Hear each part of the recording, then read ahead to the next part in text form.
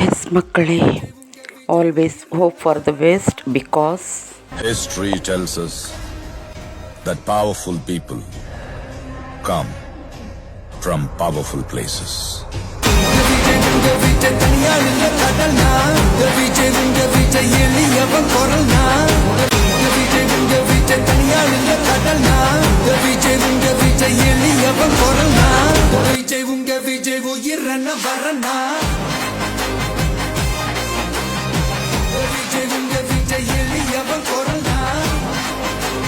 April 23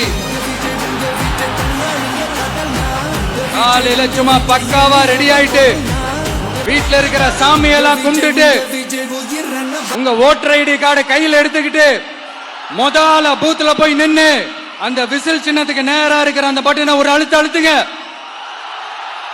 இது ஒரு தலைமுறைக்கான ஒரு தேர்தல், உங்களுக்கான தேர்தல்.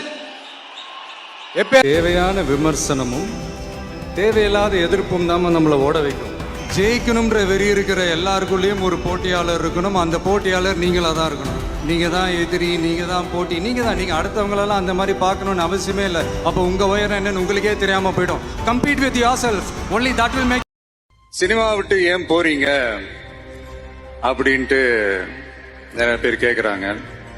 சினிமான்றது ஒரு மிகப்பெரிய ஒரு கடல். அதுல ஒரு கரையோரமா ஒரு சின்னதா ஒரு மணல் வீடு கட்டணும்னு தான் நான் ஆசைப்பட்டேன். பட் அதே ஒரு மாளிகையா மாத்தி தந்தது நீங்க எல்லாரும் தான். அது மட்டும் இல்ல, நான் சினிமாக்கு வரும்போது இது எல்லாருக்குமே தெரிஞ்ச விஷயம் தான். இந்த பழைய கதை தான்.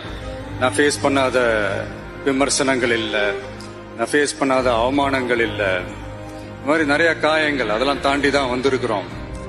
அந்த மாதிரி நேரத்துலலாம் டே ஒன்ல இருந்து என் கூடவே நின்னது என்னோட ரசிகர்கள் தான். ஒரு நாள் 2 நாள் இல்லைங்க, கிட்டத்தட்ட ஒரு 30-33 வருஷத்துக்கு மேல என் கூடவே நின்றுக்கிறாங்க. அதனாலதான் நான் என்ன டிசைட் பண்ணேன்னா, அடுத்த 30-33 வருஷத்துக்கு அவங்களோட நான் நிக்கிறோம்னு முடிவு பண்ணிட்டேன். எனக்குன்னு ஒண்ணுனா வந்து தியேட்டர்ல நிக்கிறாங்க, நாளைக்கு அவங்களுக்குன்னு ஒண்ணுனா அவங்க வீட்டுல போய் நிக்கணும்னு நான் முடிவு பண்ணிட்டேன். எனக்காக எல்லாத்தையும் விட்டு கொடுத்த என்னுடைய ரசிகர்களுக்காக நான் சினிமாவையே விட்டு கொடுக்கிறேன். இந்த விஜய் சும்மா நன்றின்னு சொல்லிட்டு போறவன் கிடையாது. விஜய் உங்க விஜய் உயிர் வரனா